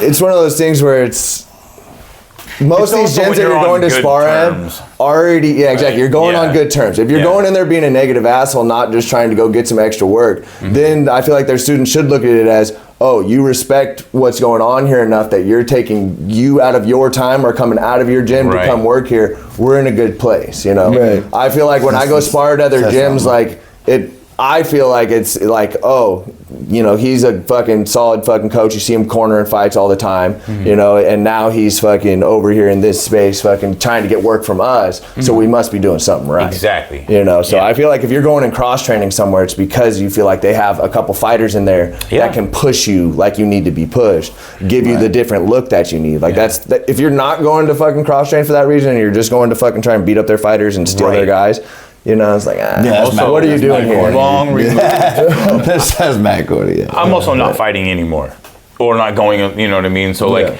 it kind of, I do struggle with that, like being in the pool of our team, to where I know everybody, like we talked about. Like, you know, it's an easy case study. Yeah. But and not getting out there. But that's why I want to invite other people to our gym, not necessarily have to go out. To go like, all right, now I gotta come. Like I'd show up at your guys' gym, but like I'm not gonna show up, like you said, somebody else's gym on their, like, no disrespect to like South Sound, I love those guys, but it's not like a, hey, come over and spar on Friday. Like he'll invite Juan and stuff like that, but I'll go over there and work, but I'm not going over there to go hard. And at the same time, Juan's always down to go hard though, so that's the reason. But he's still an active fighter. He just fought last night. Shout out to Juan. I want to get him in on here, but him and Adam. But they did well last night. But I mean, fucking name any gym. Like I'm not gonna. I'll go. Like I wanted to spar. I sparred at Skarbowski's gym in fucking Paris. Man, that had to be dope. That was dope. I was hyped when you told me you were doing that. I was like, oh. Yeah, it was fucking. Bro, what? It was fucking sick. That's dope. And they got some tough people, but like. You guys know how it is. You go to gyms all over the fucking place, and they're gonna have all levels of fighters. You know what I mean? From hopefully high-level pros down to day hobbyists. 10 or hobbyists or whatever. The guy that's just trying to get in shape that enjoys sparring a little bit. You know? Like, well, and that's why I think it's a gym's duty to separate those classes to a degree. I think that it's the better fighter's duty to match the pace that's being put on them. 100%. If you come at me hard, I'm gonna spar hard. Fucking right. If you're a fucking dad that's in here, like we can go back and forth, be nice and light and playful. And like if they're an older guy and they fucking happen to hit me with the clean one, I'm gonna rip one to the body as a response. I'm not gonna start teeing off on, the 50-year-old hobbyist fucking, I'm not gonna try and knock them out in the gym, but if they start going to, exactly. Whether you're kickboxing or you're boxing or whatever you're doing, I generally like to go for the body afterwards. I'm just like, all right. Like that's because normally they're out of shape and it's like a nice little body shot. It's like, all of a sudden they're like, maybe that was a bad idea. I'm just like, let's slow it back down. Let's have some fun here. Like we don't have to fucking try and kill each other. That's a good. And then when you are going with that other high level pro, it's like you both kind of have that mutual like, hey, we're getting after it, right? Yeah. Like all right, let's. I love the escalation. And you start getting a little like. Yeah, and like, ooh, that was a good one. So exactly. Like, let's do this. Yeah, exactly. But you generally should be able to fucking feel that out and fucking. I feel like as a fucking, a veteran or a fucking experienced fighter, you need to have that ability. Oh yeah, to go do that. You should not have that ability. I know some people. I've been around for a while. They won speed. So I can't remember what show I was listening to, but there was a podcast or a video. But they talk about this guy that didn't know how to go light. So he's like, I'm going to stick you with this 14-year-old kid. Little kid, like a girl. I can't remember. And it's like, if you hurt this person, I'm kicking you out of my fucking gym. Because it was like the fourth chance. And so finally, like, they started to get it, but I think he still ended up having to kick him out. I can't remember the exact story. Ends up just fucking ripping something on that. Just smashing it. You can see, those people, it's like, yo, man, like, that's not what we're here for. Like, you're here to fight, I get it, but, like, there's a time and place. Like, we just had this conversation in the gym about intensity. Right? There's a difference between, like, intensing the intensity of the training, right? Yeah. Than fucking looking to knock them out. There's a difference, right? You can increase intensity with pace, volume, pressure, actually trying to land some shots, right? But I'm not looking to cut you open with elbows. I'm not looking to knock you out. If I catch you, I'm going to let you regain, and I'm still going to work at a fucking lower intensity while you regain. Like that is the increased intensity. It's not like I'm fucking throwing 130%. The people that want to get that exchange back. What the fuck are you doing, bro? I went over this at class the other night, and it's like, so we're doing Dutch drills, and I'm like showing them how to land. I'm like, I want you to land to the guard or catch with the gloves, and I'm like, this is what it looks like when I'm throwing in sparring, and I'm treating you as, with respect, like I'm landing still to your guard, and I'm not actually landing to your face on purpose. And then they land a shot to the face. I'm like, okay, so I do it back. And then they blast me. I'm like, okay, like you don't understand that just cause, like I stopped landing to your guard, I just touched the face. Right. Now I touched the face, now we're fighting in your opinion because you have to get that one back. Right. And if you're gonna fucking try to play that game with me, unless it's me versus Juan or me versus Crew Jones, those are the only ones at our gym that are really at that level. Adam's doing really well. Anthony's a little freaking speedster, so I don't like, he's like a little not Mighty Mouse, what's the Speedy Gonzalez. But just when you get like those certain looks and stuff like that, those people that don't know how to control themselves or don't know what they're looking at, right? They lack the maturity or even experience to understand what is what, the difference between the two. You see people's careers get shortened real quick because of that, or not make it to that next level because they have a different mental space of it. Right. I'm in here to fight, bro. This is a fucking fight gym. Right. Oh, he hit me in the face. Now I gotta fucking win this. Like, no, dude, we're here learning. And if you want to fucking be that guy that shows up to win every fucking round, you're gonna lose a lot of rounds. You'll lose more than rounds. I feel like you just need to figure out how to like. So I'm out to win the round, but in a way that like is my version of winning the round. So like exactly. Well, and more so than just that, like I'll have like a combination I'm working on. So my version of winning the round is if I manage to set up this combination, like this fucking specific sequence I've been working, right? My way of winning the round is if I manage to do that. Might even be something as simple as like I want to parry into a fucking knee 3 times in a single round, right? Like I want to parry a jab into a knee. I want to start setting that up. Set up where they might throw that fucking jab so that I can pull them in with that. Bait the jab so that I can parry down and step right into knee the body, right? Like little wins like that. Or I want to hit this specific takedown. I want to start trying to find this specific submission, right? So that's how you should be viewing how you're winning a round. Because if I'm going against a lesser, training partner, someone, like a hobbyist or, whatever you want to call it, cool, I subbed them 12 times. Did I sub them with a specific submission 12 times though? Because like that should be kind of what you're looking for. Can I just work my fucking windshield wiper here? Sometimes I'll literally, and I do feel like a dick when I do this, like when I'll go to knee on belly and like literally for that moment, like because a lot of people when they don't know what they're doing, they just start squirming, right? So it's like you let them so that way you can windshield wiper across to the opposite side. And so like I'll just, and that's part of why he used to hate me because I used to literally just sit knee on belly and fucking I'd get that far side underhook, control the near side arm, get him to scramble, boop, fucking hop right over to the opposite, just windshield wiper over the top. Then you'd go around the head to the arm, like fucking socked in the face while trying to get up and I can't go. Dude, nope, stay down. When I first but it's like you get a nice little workout right there. If you're just the only goal is like how many windshield wipers can I get I'm just doing this on the bag. Bro, look, he's treating me like a fucking bag, dude. Yeah, that's what I mean. Look, bro, this is what pisses, bro. So he'll tell you, bro. I couldn't sprawl to save my life, bro. Like I could not sprawl. He had that super high stance where that super high tie stance. I was like, fuck, dude, I couldn't sprawl to save my fucking life. So every fucking day just getting fucking ragdolled, dude. Just hips are just forward. So as soon as I make contact, he's already just flaring. I cannot break certain fighters out of that. I'm like, especially early fighters, I'm like, why are you standing with something? I'm gonna put a fucking backpack full of rocks on you so you just go straight back. It's like rucksack. Squat a little bit. Get a little lower. to fucking fix that, dude, and correct that. That's why I was like, I ain't doing MMA, dude. Fuck no, bro. It's funny you say that though, like working a specific technique, because I know if I'm better than somebody, I'm gonna start by if I can beat them with footwork. That's all I'm gonna do. I'm 100%. Just gonna move my feet and maintain my discipline and stance, discipline and distance. We harp on that. For real. Like, I'm fucking constantly in everyone's fucking ear. Bro, like, what Are you a footwork fucking guy then? Bro, everything. Position matters in every exchange. Position matters. If you're not going to do the footwork properly, why are you worried about your cross? It doesn't matter. Why are you worried about you're not bringing anything with you per minute? Why are you worried about your heart rate? Bro, yeah. Your footwork's fucked.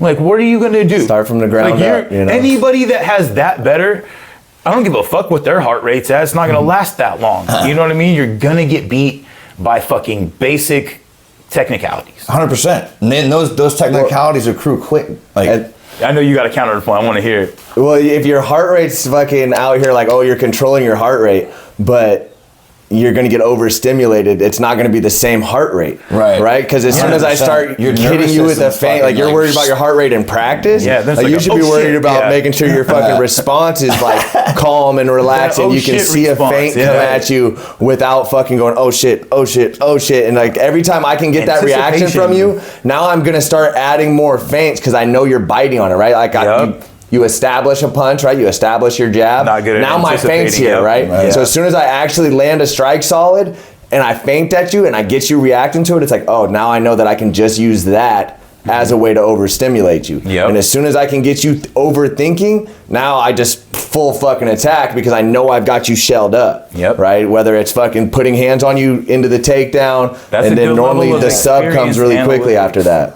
Dude, that's high level analytics. That's stuff that like, I'm sure you're already teaching your fighters in this stuff, but like so that's why I like to do these long-term sit downs, because your team's going to be able to sit down and listen to this, and maybe a form where you don't have a long, because I don't have the time to sit down with my students. Oh, Nick be long-winded in there. But I love but how much is being absorbed while you're sitting there trying to learn, while you're tired, you know, while you're in class. Or you're mid-weight cut. Or you're just weight fucking cut. fried. But everybody's in there fucking struggling at something. But everyone has when they're down, they can sit back and listen to exactly what you just said. You know? But developing that fighter mentality inside the gym takes so much work, especially like when you get to your level. You have the mentality to pass on, right? Not everybody else is going to. And when they're in that zone of kind of in that chasm of like what's known and what's unknown, having somebody like you guys to rely on with that experience and come back and be like, hey man, what was it like in this fight? When you fucking took that shot and you went straight down, you missed the first up kick, and then when you had the fucking dexterity and the understanding that you were in the moment still, and rather than just sit there and play it safe, you're gonna fucking keep going. Like, what was that experience? Like, to have somebody to draw that experience on, I say goes a long way. Like, we were breaking down how many fights we had at the gym between Master Sauhin, Crew Jones, Crew Jackson, myself. It was like 160 plus fights. So it was like a lot to draw on. And your guys' team underneath that, like you got your coaches and then you got your fucking A class and your B class, or however you guys refer to it. But each level has something to pass on. To touch on what you were just talking about with where was my head at, I fucking lost a fight to Charles Rosa fucking last August, where I fucking was dominating this fight, fucking landing on the feet. He tried fucking a little body kick, caught it, fucking ended up taking his back, taking him down, fucking landed a nice little elbow on the ground, and fucking I'm big on the arm triangle, so I fucking should have fucking sat there and dropped a few more elbows, really cooked him for a minute, but it presented itself, so I went for it. And fucking at the time we were fucking in talks with Nico Oliver with All Fight Management, was in talks with the UFC that if I finished Charles Rosa, we were gonna get signed, and if fucking I beat him, we were gonna go to Contender Series. Fucking, because I had just beaten up that Ramona Medina kid,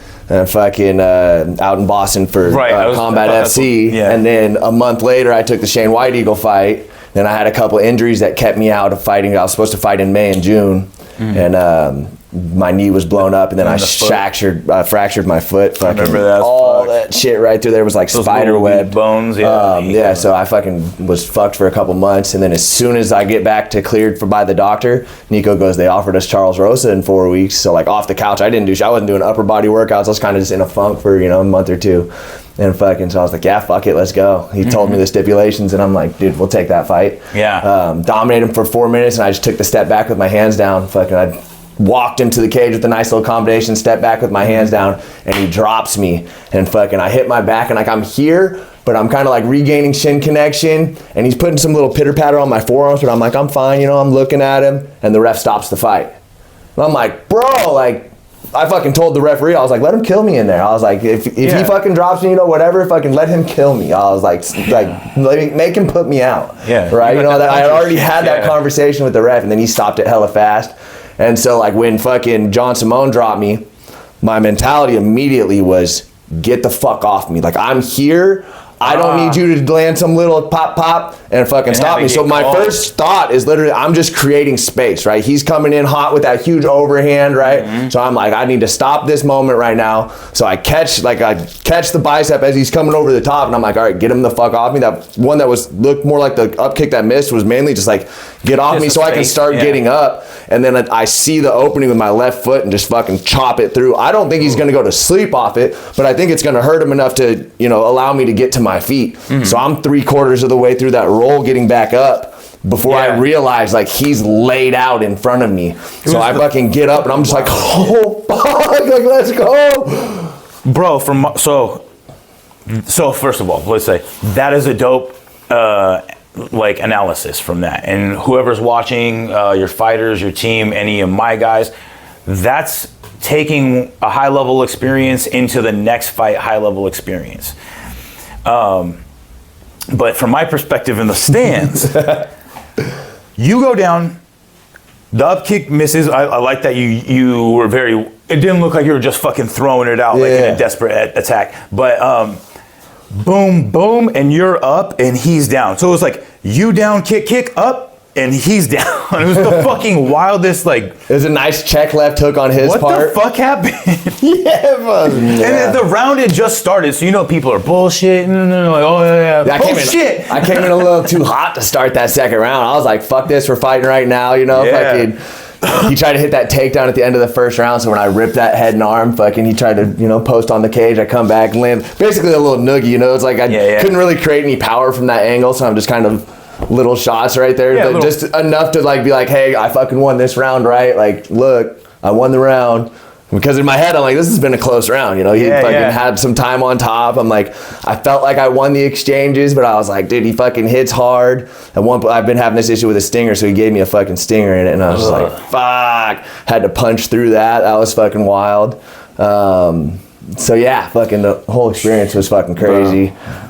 From the corner. Bro, heart attack city. Bro, from the corner. And it's like, immediately in my mind, the Rosa fight plays out again, dude. I'm like, no, dude. And it's fucking immediately, I'm like, it goes from like the, oh, fuck, dude, to the, oh, fucking shit, what the fuck just happened? The wildest, fastest shit. Doesn't even get to see it because he's still just like, no. Yeah, bro, I'm like, fuck, dude. Like, I'm saying fuck in the moment, and then like the other corner, Emmanuel Carter, like, Manny, yeah. So like, we're in the corner, bro, and the fucking dude from the sanctioning body's over here fucking yapping to us.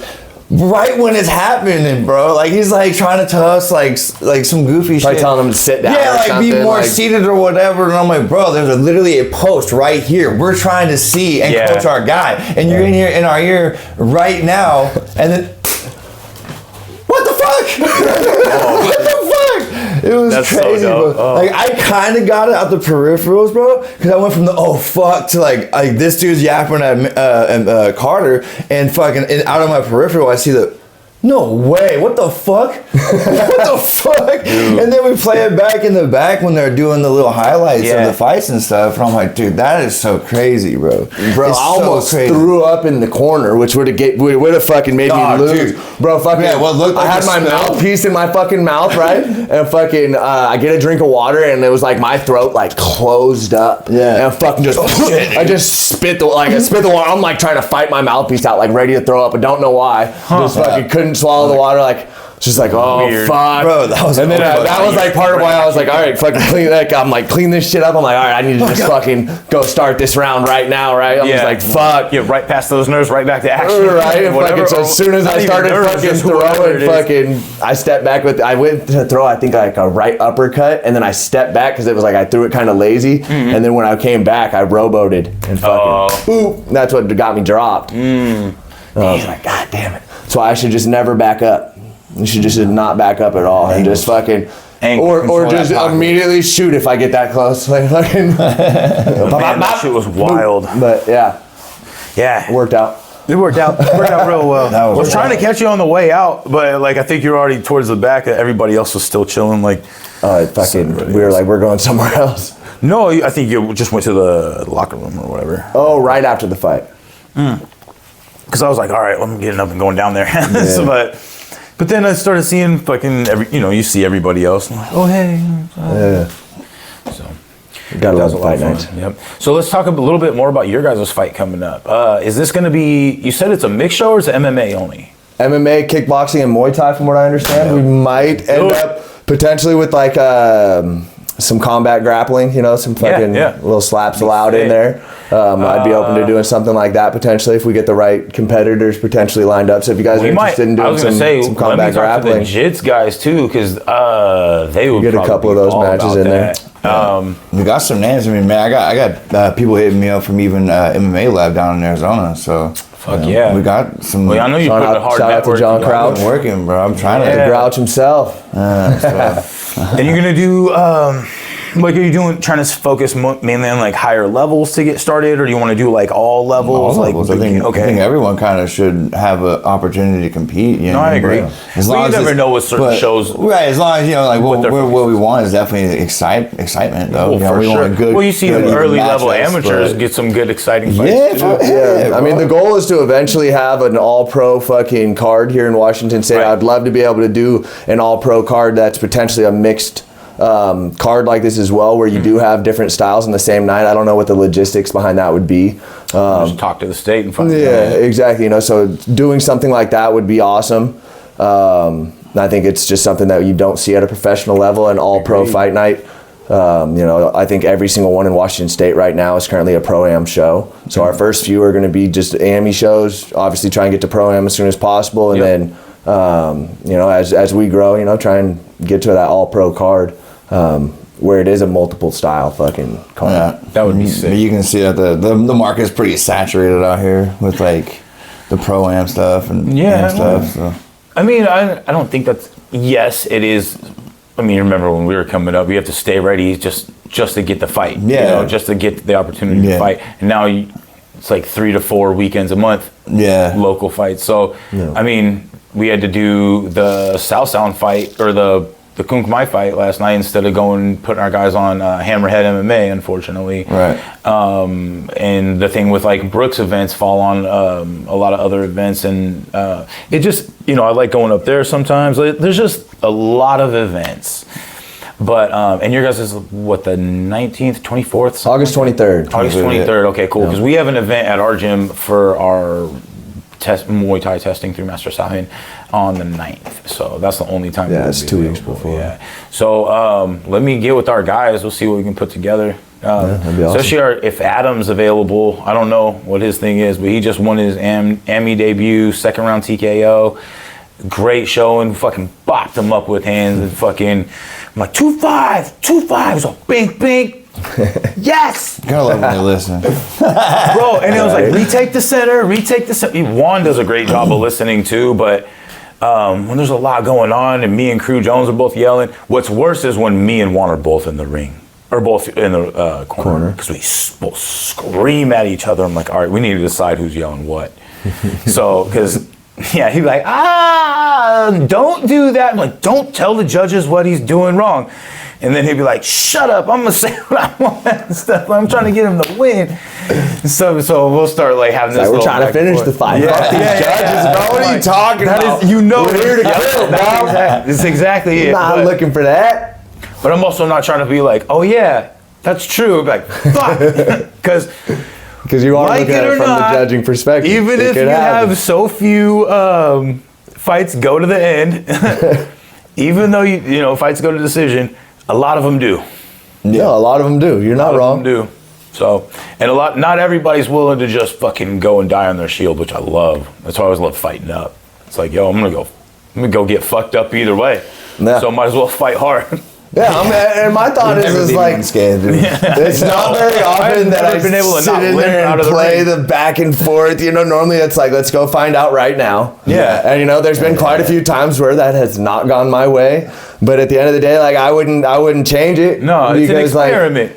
And not only that, it makes it to where, you know, you still get the call. Yeah. You know? Oh yeah. It's off the L's, you know what I'm saying? They're like, bring him back. You know, I went out and fought at Combat FC in Boston. They were immediately like, hey, let's bring this kid back. Yeah. He puts on a fucking show. I lost this kid, Dylan Lockhart, but like, he rocks me early. Fucking, I did the stanky leg in that fight. Fucking literally stepped back. Luckily, I don't think he's seen it in the moment. I started fucking teeing off on him, landing a jab, landed a nasty elbow across his forehead that had cut him. Nice. His nose, I was fucking teeing off with the little 1-2. Those little smashes in the face, and then you sort of get them. That goes in your brain too. Yeah, Cameron fucking called for an uppercut. You know, obviously like, hey, the uppercut's there, and then so rather than like setting it up, you know, having a little something to fucking hide the uppercut, I fucking just drop my hand and from the hip, fucking just throw an uppercut from hell, and fucking the overhand almost always gets there first. So as soon as I fucking went to throw the uppercut, he's throwing the overhand, and fucking I'm like over my leg nasty, like as I'm falling, and fucking he clips me again on the way down and wakes me up, and I like fall into his legs, right? And so like I'm like, bro, what do you mean stopping the fight? Because I just lost those 3 seconds, right? For those 3 seconds that I'm falling, I don't even realize I got hit by that punch, and then I'm like kind of in on his legs, fucking, you know, definitely kind of falling into him, but I'm on his legs, right? And the ref stopping the fight, and I'm just like, I'm like, what the fuck just happened? Like, what do you mean? And then like I'm getting blown up, like, oh, it's an early stoppage. So I'm like, yeah, it's an early stoppage. And my wife is just like, fuck you. And I'm like, what? I'm like, what? Like, what are you talking about? And she's like, that was not an early stoppage. And I'm like, dude, what do you mean? Everyone said it was an early stoppage. And then I look at the video of me falling. Like, oh shit. I'm like, oh fuck. Oh, never mind. Because dude. That's what I'm sure you could fucking drop the picture of it. But we've got one of our fights where Anthony fought dude from Wave like a couple of fights ago on Brian Johnson. He got caught in like the first or second round, and Anthony's kind of facing like this way to me, is in the cage, and I'm like, oh, it's all right. So let's wrap it up. Karma Combat, Nick and Pat. Yep. Check us out, karmacombat.com. We got new inventory coming in regularly. Thank you for the jersey. Next couple Jerseys things should be here soon. I know there's some pre-orders that have been waiting on some items. So we'll get those to you guys as soon as possible. Once we receive them, they'll get shipped out that day. So hopefully here next couple weeks. Be sick. Yeah. Also, I want to thank everyone for their support so far. We absolutely appreciate you. And yeah, let's keep this thing going, man. Yeah. Keep going strong. Keep pushing. Hit me up if you want to be on the show. I'll have you guys back on here in a couple weeks and promote the show that as you guys get it developed. So let's make it happen, bro. Another one. Yes, sir. Man, it was a great time. My boys, fucking had a good time. Let's put something together. We'll talk off camera about what else we can put together. Absolutely. Cool. All right. Later. Sway City Muay Thai, Team Street Silk Muay Thai.